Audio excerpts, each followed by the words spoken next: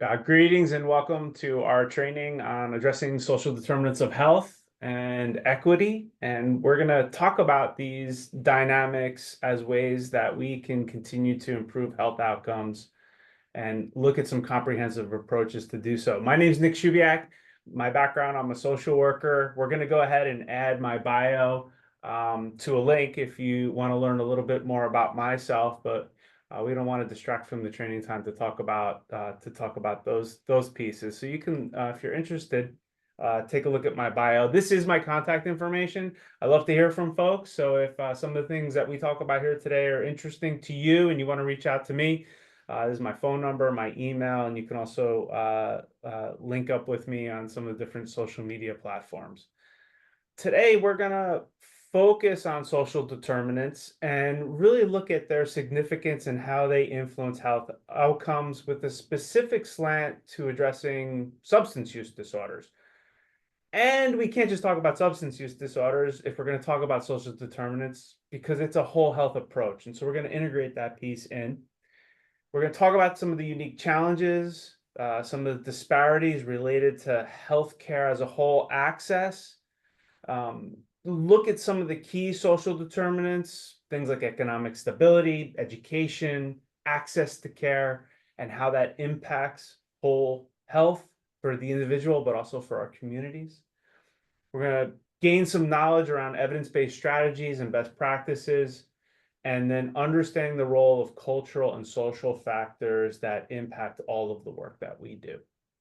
So when we talk about social determinants, and I think this is a term we've been hearing about for a long time now, and in a good way, it's really come to the forefront and influencing of how we talk about healthcare, integrated care, whole health care, patient-centered care, and how social determinants play such a critical role in the work that we do. So we're going to chip away at trying to get to a little bit of a definition around social determinants. And it kind of starts with access to healthcare and how we have to address the fact that many people in the communities that we live in, we work in, and that we serve have challenges accessing healthcare services, especially when it comes to some of those specialty treatment services like substance use disorder care. It also means addressing economic stability and looking at the things that we are going to talk about as making impact as drivers. And so economic stability in the community is a major component. Level of poverty, unemployment, when we compare those levels to other areas, even within the same state, within the same community even, make an impact and have an impact. Education. We know that lower education attainment levels impact healthcare outcomes and impact health literacy, meaning that are there gaps in communication and understanding healthcare for different populations? We're going to look at social support networks, knowing areas like rural communities often actually have a protective factor in terms of being a tight-knit community that can be a strong support network, but also challenges because of distance. Also challenges because there's factors around transportation to have that human connection. Especially in the field of substance use, we've known in the field, and also people in recovery have known well before the field, the importance of social support networks. You see the influence, the impact of the 12-step community as an example that we'll get into a little bit. And then looking at things like the physical environment, environmental factors that impact health, access to clean water, housing conditions, environmental hazards, all these pieces play a role. And then looking at the cultural and social norms and attuning to those cultural norms, those cultural beliefs, those attitudes towards health in a way that will help us be more impactful with the folks that we serve. And then all that bringing into and looking at lifestyle factors, things like diet, physical activity, tobacco use. All of these things are influenced, these health behaviors are influenced by the social determinants of health. Oh my, it seems as if you could spend an hour talking about just one of each of those that you listed. Exactly, exactly. And so thanks for bringing that in because we're gonna talk about it from some different pieces and knowing that each one of these really deserves so much individualized attention. And I think too also it brings out a really important point. This can feel overwhelming. I think a lot of times when we talk about social determinants, it's kind of like, oh my gosh, well, I can't address all these pieces. Where do I And start? yeah, where do I start? And I think that's a great question. Where do I start? And the most important place for us to start when it comes to taking on and opening up to this much more global social view of how we care for the people that we serve is to focus on what's most important to them. What is it that they're really coming in to talk to you about? Yeah, it may be a substance use disorder, maybe a behavioral mental health condition, it may be a physical health condition like diabetes. And understanding and knowing that that's the place to start is what it is that brings them in to talk to us. And that may be in discord with what we think we should be talking about. Maybe they have a substance use disorder and are using IV heroin, but they want to talk about how they can't get their dog in who's not feeling well to see the veterinarian. And while we think, gosh, we need to address the heroin, actually the place to start is to talk about how we can help support this person care for their pet. Ah, And because that's a their driver. right. And so tapping into what it is that motivates are the folks that we serve is key. And looking at instead of big change, how do we start with any change? And that likely leads us to smaller incremental change, which have greater value than trying to take on a big change. And we're going to talk today about big change because we also have to address these macro level drivers. And I really love to kind of change the language a little bit. We use the term social determinants, but really the majority of the things that we're talking about are not determined. That they are changeable. And so really they are drivers. They're things that impact the people that we serve and the communities that we live in, but they're not determined. There are things that we can do to change. And so that while they certainly drive health outcomes, they're not predetermined, set in stone. And so we're going to talk about some of the things that not only need to be aware of and address, but how we can start to change them. So, so when we talk about health disparities, right, these are the differences in the incidence, mortality, and burden of disease and other adverse health conditions that exist in and among special, unique populations in our country. And differences in health that are not only unnecessary and avoidable, but in addition are considered unfair and unjust.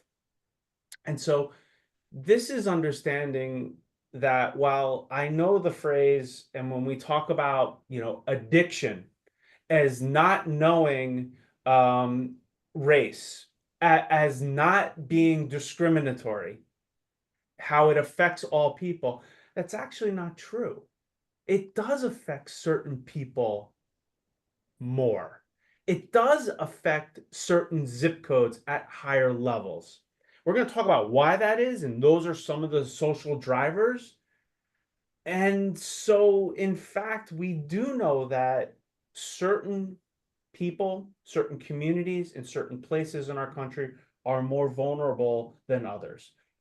And we also can't talk about social determinants without addressing health inequities and racism, because these are all pieces and components. And when we talk about racism for us today, what we're talking about is a system of structuring opportunity and assigning value based on a phenotype. And when we say phenotype, what we mean is race. And this is unfairly disadvantaging some individuals in some communities.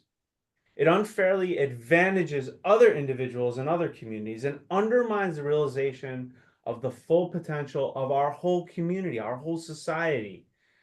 not utilizing our human resources. So it's a system that consists of structures, policies, practices, and norms, ways that we do stuff. We don't sometimes even know why we do them. It's just what we've inherited and continue to do. That structures opportunity and assigns value based on phenotype. So what we mean by phenotype is simply the way people look. Mm. And it unfairly disadvantages some of those folks and ultimately some of those communities. And so being mindful of this, addressing this, knowing that this is a systematic issue, we can start to become more aware and challenge our thinking and the way that we think about some of these things. Because if we change the way that we think, then we change the way that we behave. And if we change the way that we behave, we can make an impact on these systems. So that brings us back to also health disparities. And so when we talk about disparities, health disparities, these differences, are connected to the social context that includes the individual, socioeconomic, political factors. They all impact health outcomes. Uh, Also, historically, social policy has contributed to health disparities. We'll talk about the war on drugs, which now has been reframed and talked about as a war on people. And how our policy and our approach towards addiction treatment has come from a criminal justice approach, where we punish people for having a chronic health condition, which is having a substance use disorder. Even though the science, the neuroscience tells us that addiction is continued use despite having harmful consequences. So literally, the way substances impact the brain deteriorate the ability of consequences of use for me to change my behavior. Yet our policy has been based on that very myth that people need to have stronger, more severe consequences.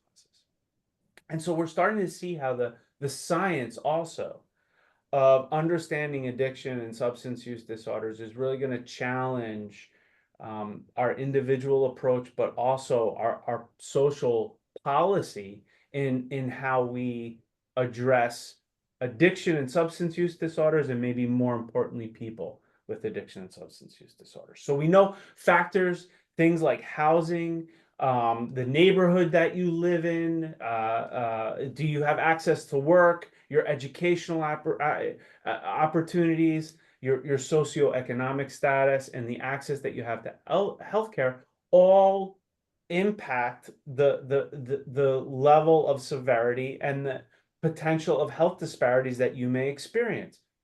We can also talk about these things as protective factors. The more strength you have in these areas, the more recovery capital you have in these areas, the more protective factors you have around not just addiction and substance use disorders, but other diseases. And so we know that evidence shows that health disparities among particular racial and ethnic groups have multiple causes that need to be addressed on multiple levels. All this to say, it's complicated, it's challenging. Here at Morehouse School of Medicine, where we are leading the advancement of health equity, you are singing my song. Awesome. Yeah, and I think it's challenging, right? These are really challenging dynamics, and as an individual provider hearing about some of these things, it can feel overwhelming. Kind of like what we hinted at a little bit earlier. And so really what hopefully this training does is open up opportunities for awareness, and also I think understanding some of these dynamics and some of these different ways really opens the door for compassion and care. And I hear so many providers out there talking about how exhausted they are, and how we talk about things like burnout and compassion fatigue. And so this isn't all to say today that we have to and you have to address all these things today. But what it does mean is that we have an opportunity to reinvigorate likely the passion, the reason that you do this work and the way that you do it, and to tap back into those energies in a way that's going to rejuvenate your spirit to do this work, but also make you more effective as a healer in the work that you're doing in the community.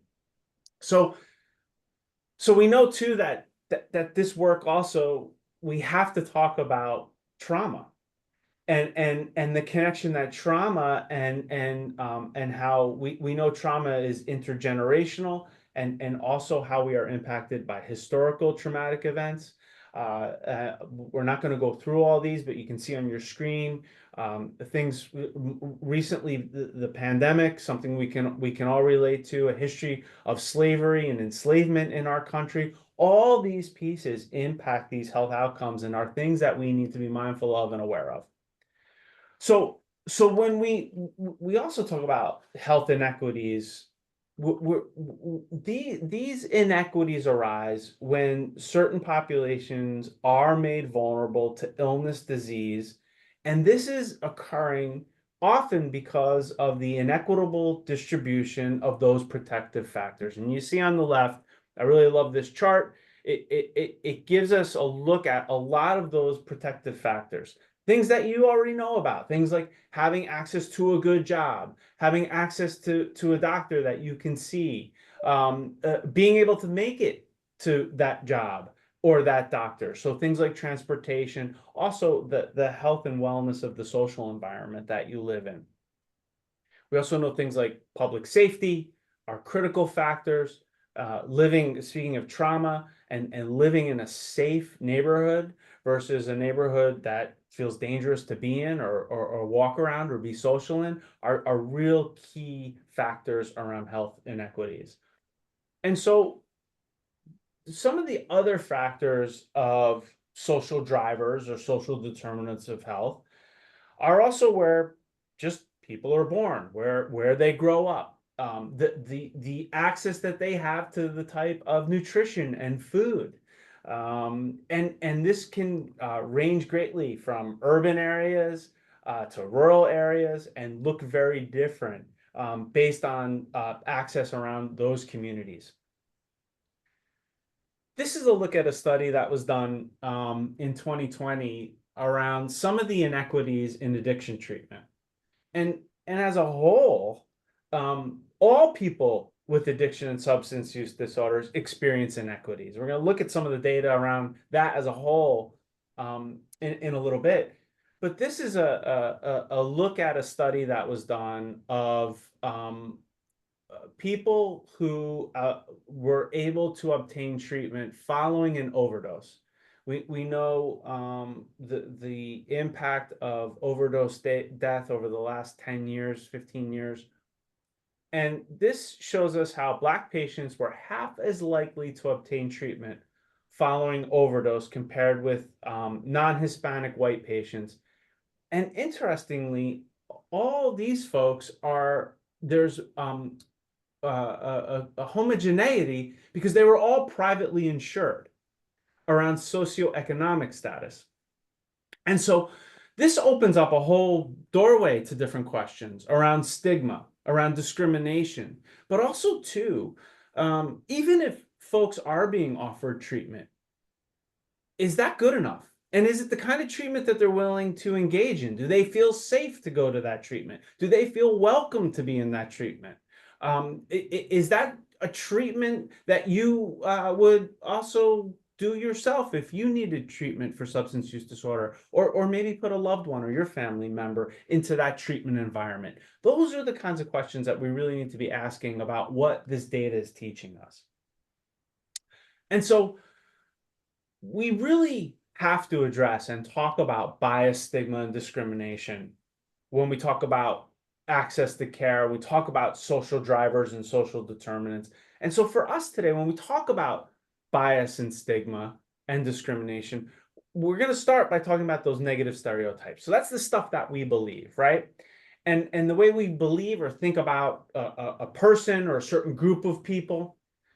And so we have those stereotypes. And what happens is when we behave differently towards people, that stigma then becomes discriminatory. That's discrimination.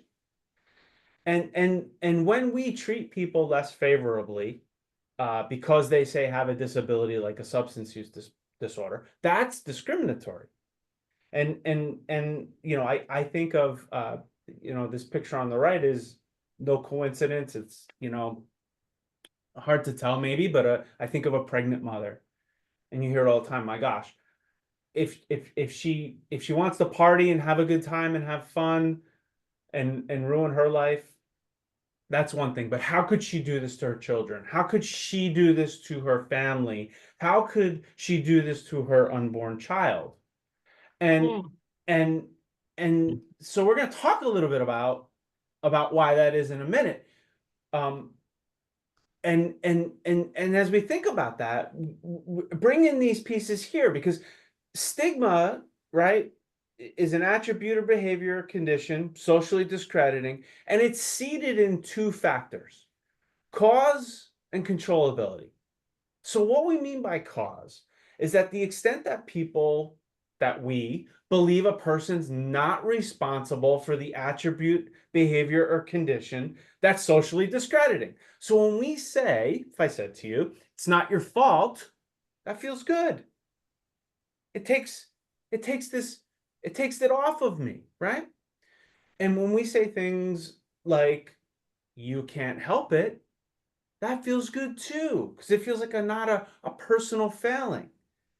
And that's controllability, that we believe that attribute or behavior or condition is beyond the individual's personal control. So I invite you to bring these two pieces in, because they're likely not dynamics that we talk about or think about when talking about a person with addiction. Think about all those social drivers, the things that are impacting people's health, whole health. Is that their fault? Is that something that they can help?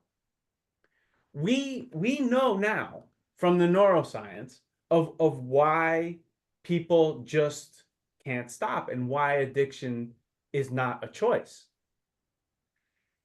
And It, these it and these drivers, they or things that impact a person's behavior or things that maybe start way before they're even born. So how could they actually control it? Perfect example. Exactly. Genetics. We know around 50%, half of substance use disorders are conferred by genetics, through genetics. Is that my fault? Is that something I can control? We also know of what happens in the brain is that it's loss of voluntary control, that a person with addiction is being compelled to do something they no longer want to do. And we get stuck thinking about, I think, getting high as feeling good and feeling euphoric. But we also know for a person with addiction, they have not felt euphoria in the way that we often think about it in a long time. In fact, they need to use the drug just to not feel awful. And so we really need to challenge what we maybe think we know or understand around addiction, and that's not our fault. We've been undereducated. Likely, if you're a professional person in the field like me, hopefully, if you're the newer generation, this isn't true. But if you're of the later generations like myself, you never even had a class on addiction. I know I didn't. And we also know our primary care providers are not getting that education, yet they're working with substance use disorders all day long, all the time.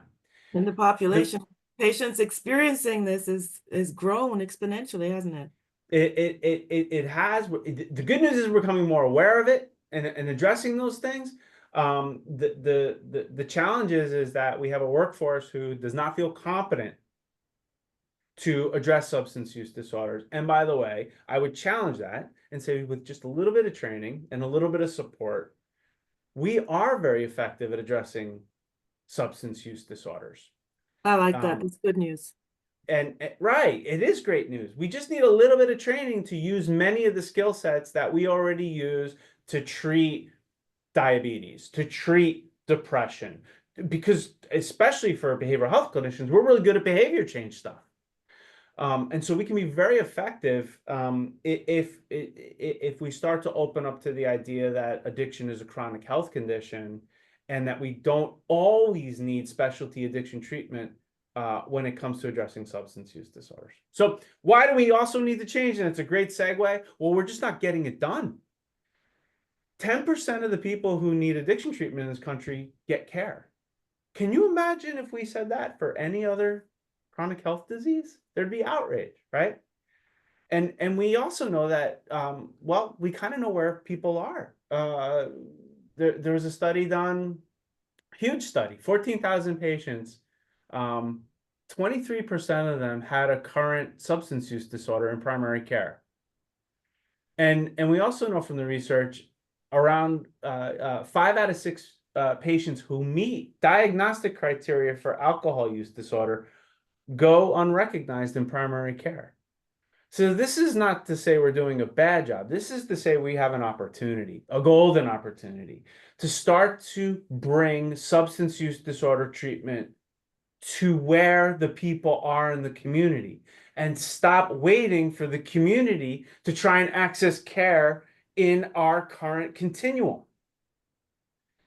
And so changing that up and changing that approach is another way that we can start to address some of these barriers, some of these social determinants. And back to our cause and controllability. We know, right? We talked about this. Half the risk for addiction is conferred by genetics. I think another reason for stigma, another reason we see, I think, a misunderstanding is that most people around drugs is that most people who use drugs don't need treatment. Most people who use drugs don't develop addiction. And so, you know, if we gave 100 people opioids for a few months, all of them would be physically dependent. But only 20% of them would likely meet criteria for addiction, which is a substance use disorder. And so you got 80% of people saying, hey, I liked it, felt good, but I'm in trouble here, I'm in trouble there, I'm in trouble everywhere. I got to stop using this. And 20% of them are saying, wow, I'm in trouble here, I'm in trouble there, I'm in trouble everywhere. I got to stop using this and I can't. Something's different. And that's because that person has addiction. And we know that that's around 20%. And so again, bringing in cause and controllability. Is that person's fault? Is that something they can control?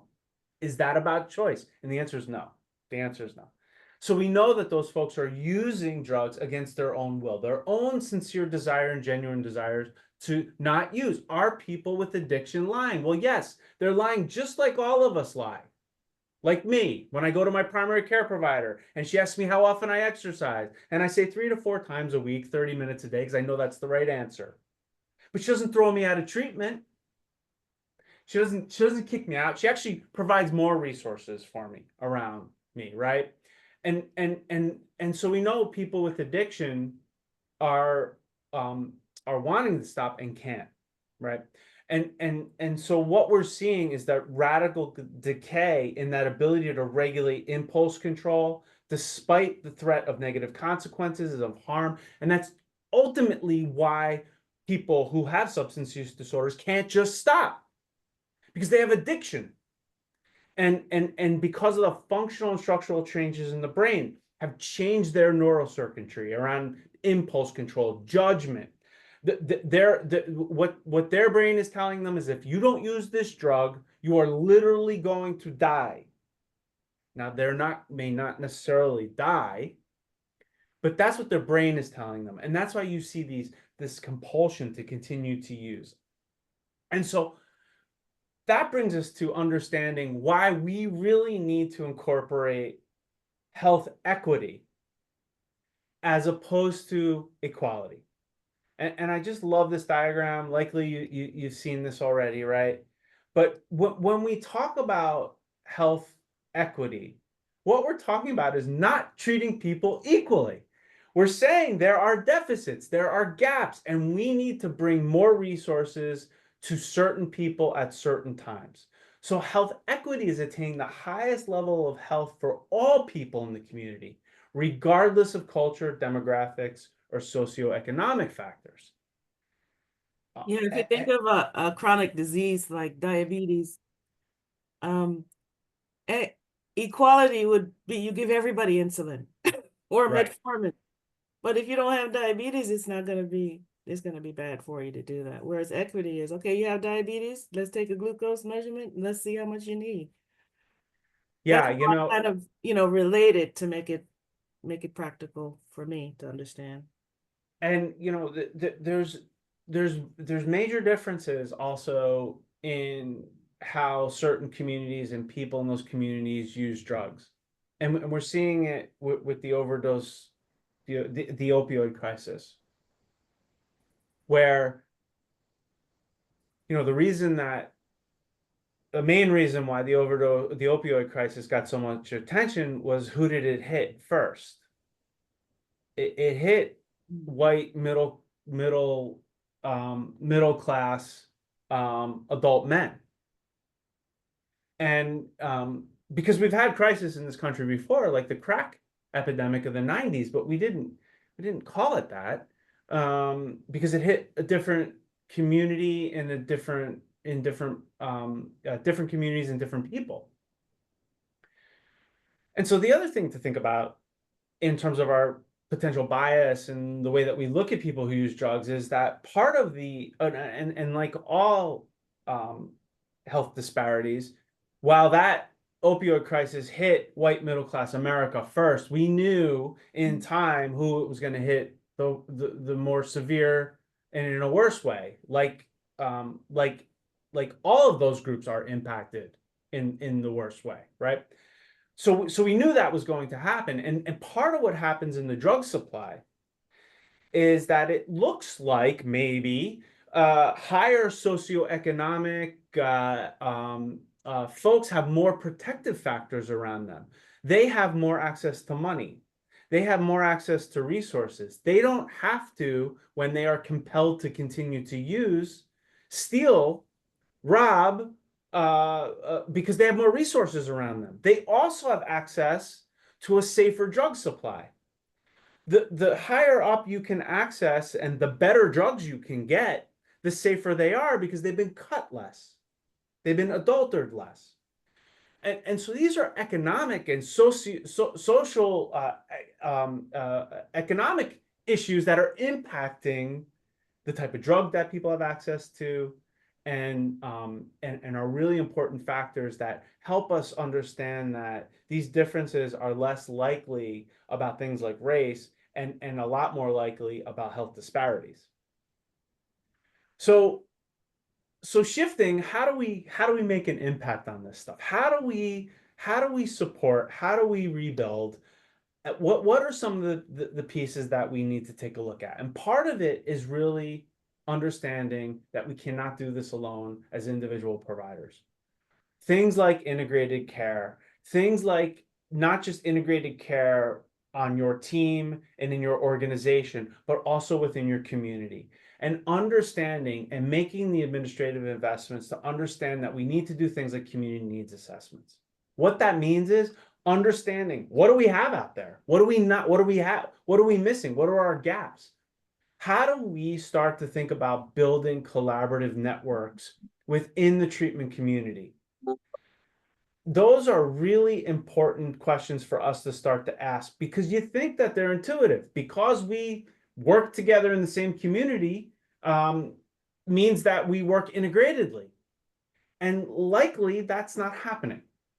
It's likely not really occurring because we haven't built in the workflows and the approaches to address how we can start to integrate in a much stronger way as a community.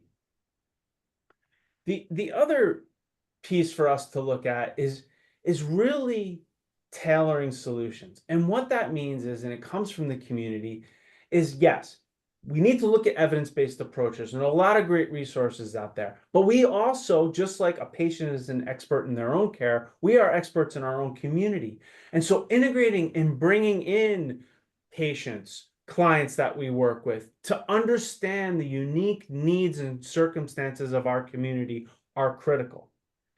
Understanding that a one size does not fit all. It may not work in that community. What works in one community may not be best for a different community.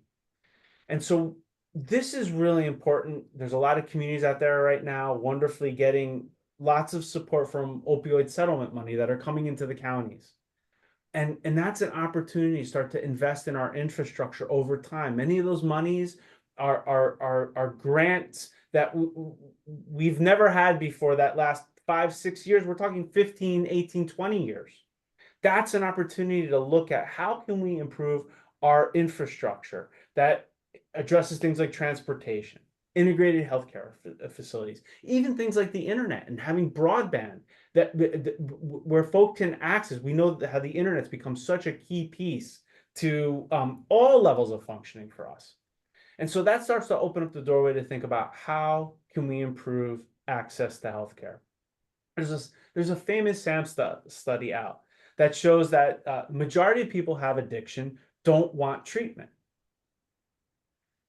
And the question that's not asked behind that we alluded to a little earlier is, what kind of treatment are we offering? Does everyone who has an addiction or substance use disorder need to go to residential care? The answer to that is no. And not even if they do need it, are they willing to be basically be taken out of their family structure, their community, the place that they live for 6 to 8 months? Is the environment in that residential community patient-centered, trauma-informed, proactive? Have our treatment centers, the places that we provide care, adapted to this strengths-based motivational interviewing spirit that we know is much more effective than the antiquated punitive approach that we've had that unfortunately has been prevalent in the addiction treatment community. Starting to change and welcome people into care, especially for people with substance use disorders, makes all the difference. And so again, thinking about not how do we continue to build a healthcare continuum and expecting our community to go into it. Instead, how do we take these resources and bring them down into our community where they are? We're the ones who keep doing the same thing over and over again, expecting different results. That's not on the community anymore. That's on us. We're the ones who need to change the approach. I really like this this opportunity that you mentioned here about telemedicine and mobile units. We did a recent project and learned that that was very well received by the community, especially when they utilized community health workers and went out to meet people where they were. The reception and improved access was really outstanding. That's awesome, and that's one of the pieces that is going to come up in a couple of slides. We'll talk about it now though. Having people who look like me, who sound like me, who are from my community that I can relate to are critical in this work, right? That utilizing peer support, utilizing community health workers, they are so critical in this work. And so thinking about how do we open up our traditional model that we may be working in to bring in these community health workers and peer supports without transforming them into the clinical way of doing things. They also need to keep the peer component, the relational component that is different. And that's what makes them so valuable. So we're at this interesting place. We're bringing community health workers in and not necessarily conforming them to become part of the existing treatment culture, especially for peers. Yeah, and yet they still need to be part of that treatment culture, right? And that's, we have to honor that tension and work through that, because that's when we get the best, really, of utilizing both worlds through those folks. I think of the role that they play. So many places are utilizing peer supports and community health workers in places like emergency departments, where folks are coming in for overdose, and connecting with someone who speaks the language, who speaks my language, who understands what it's like, what I am going through on a personal level. That makes such a difference, because Huge. we know overall that the most effective treatment intervention isn't, cognitive behavioral therapy, or especially from the behavioral health side, or motivational interviewing. It's there's something that comes before all that, and it's relationship. It's strength of Connection. relationship, right? Yeah. We know that it almost doesn't matter which evidence-based approach you use, as long as you use one. What matters is this quality and strength of the relationship of the person that you have. The Do you difference see in me? what's that? Do you see me? Yes, right, right. And relate to me and connect with me, right?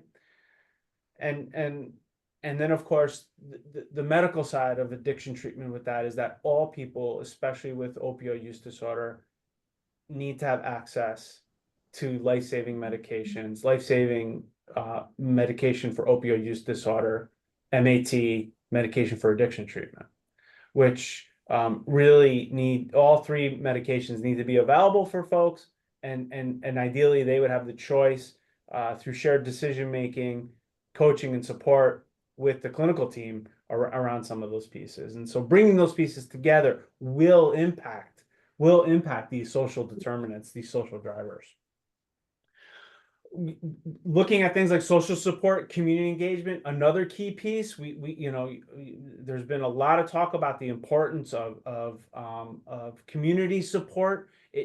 Thankfully, and in a good way, I think the addiction treatment community, the recovery community, has led the way for us. Uh, Social supports like AA and NA that have been around for decades have known the importance. They tell people, just keep coming back, just keep coming back. Why do they say just keep coming back? Because they understand that a person with addiction no longer, because of the changes in their brain, no longer gets the dopamine that we get when we hang out with our children, when we eat pepperoni pizza, when I go for a jog. All the pro-social positive things that we know are good for people to do, that we may judge people with addiction for not doing.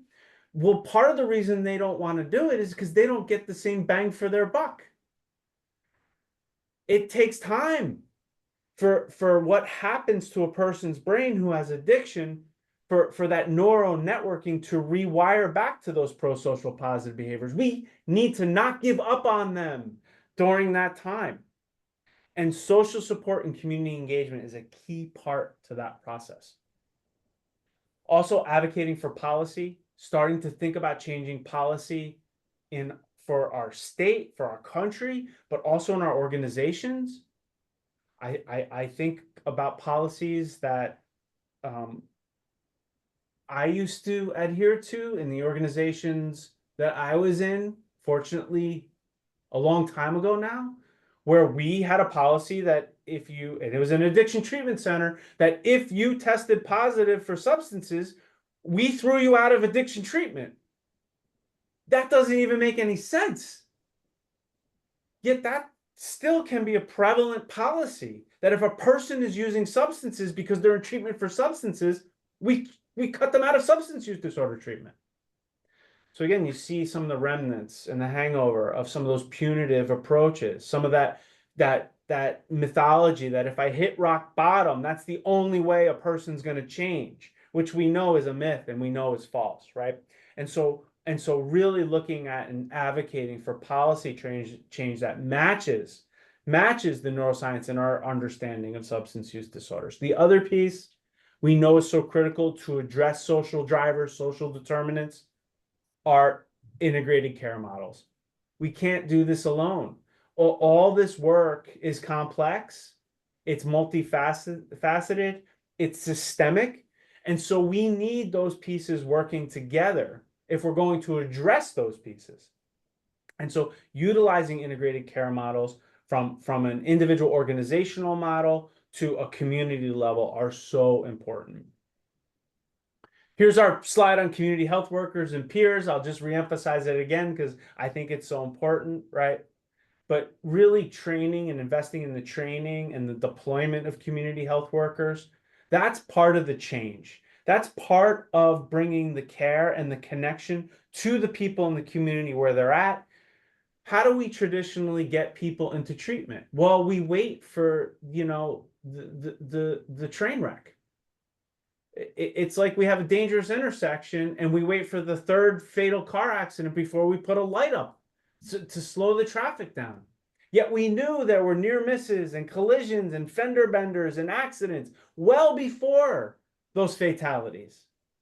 That's been our historical approach to helping people with addiction, is waiting till they get arrested, waiting till they get involved in a system, waiting till they're involved with child protective services. When they get caught, instead, we need to stop catching people. We need to start catching people in our net for safety and health and wellness. And community health workers and peers play a critical role in that. We talked I about want that t-shirt. You bought the t-shirt? I want that t-shirt. Let's catch people in a safe. Yeah. Yeah. Yeah. A totally different shift and mindset, I think, when we think about people with addiction. We talked already about telehealth. I will say this about telehealth. What a glass of lemonade from the lemon of COVID that we got from telehealth.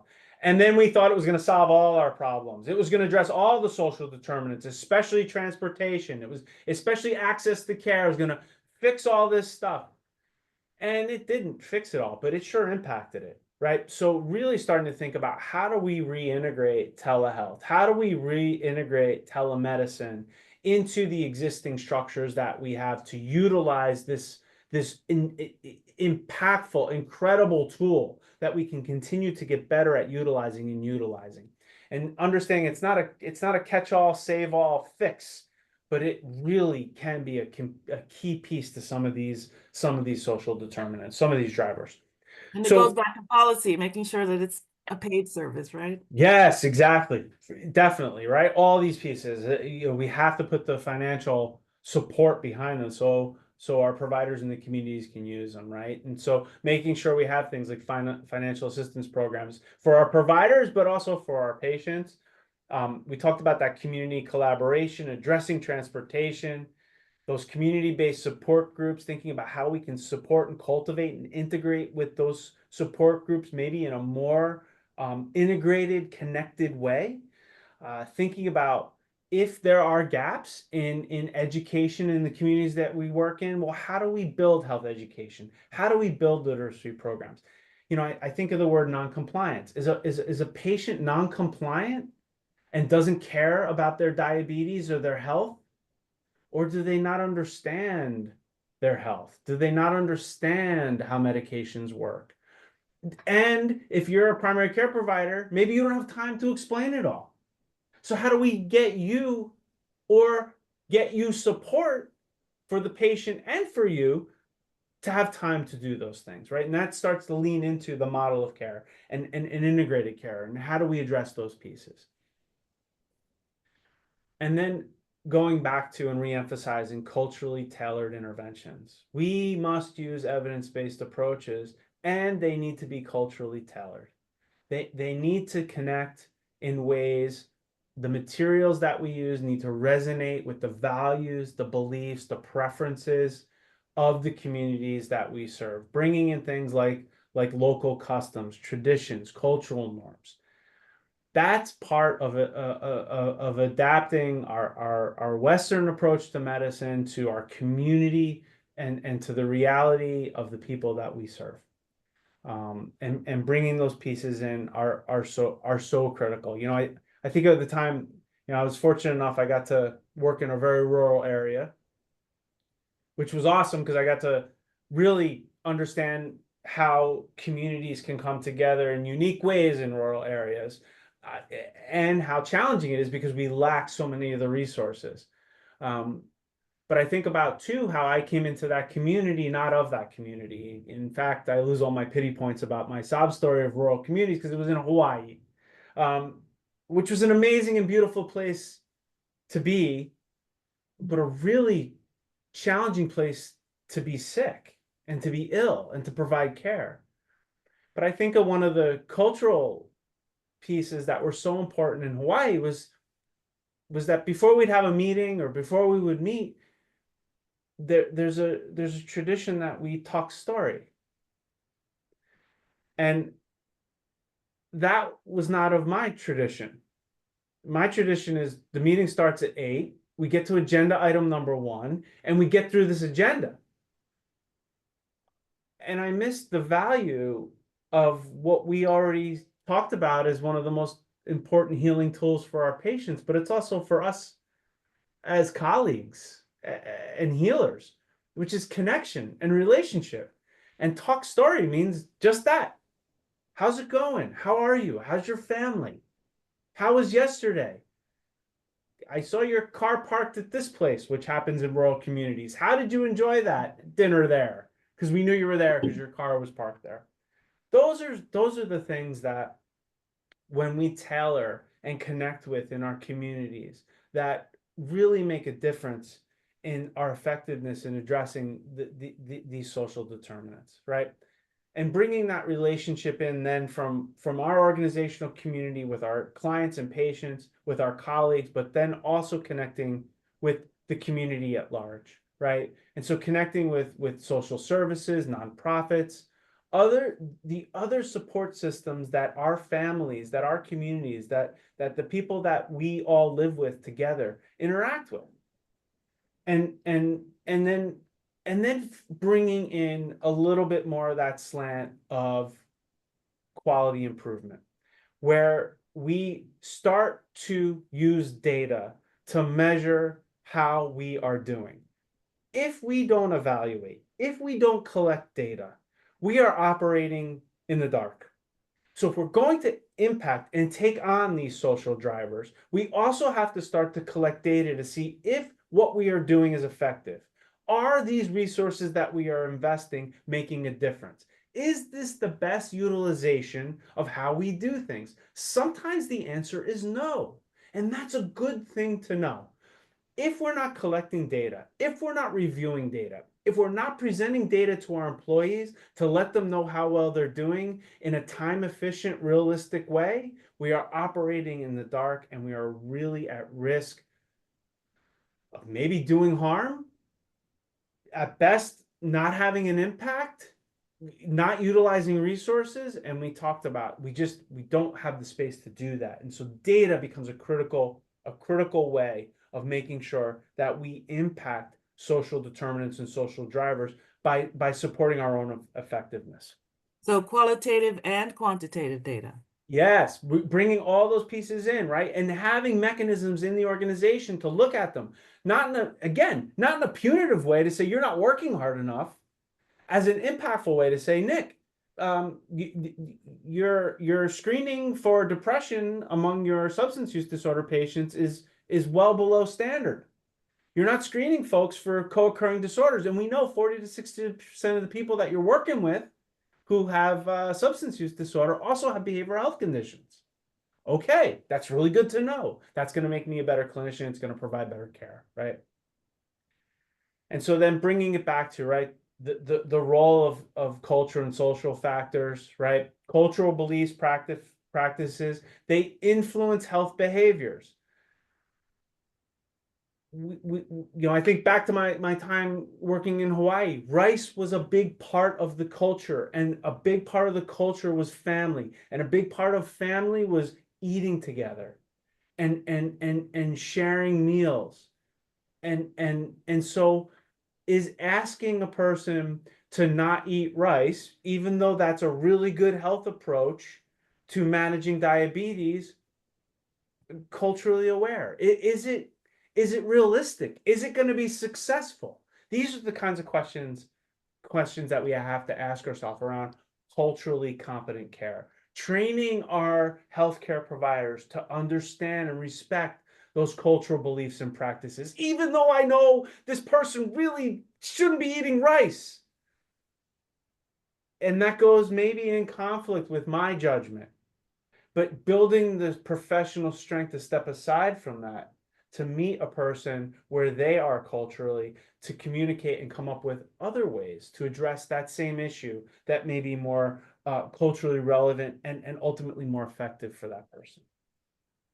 So understanding things like language and communication barriers, I think about the social determinants, and a lot of times when we talk to clients, we get into this ping pong match where we say things and they say yes, yes, yes, and then they walk out and they don't do anything that we talked about them doing.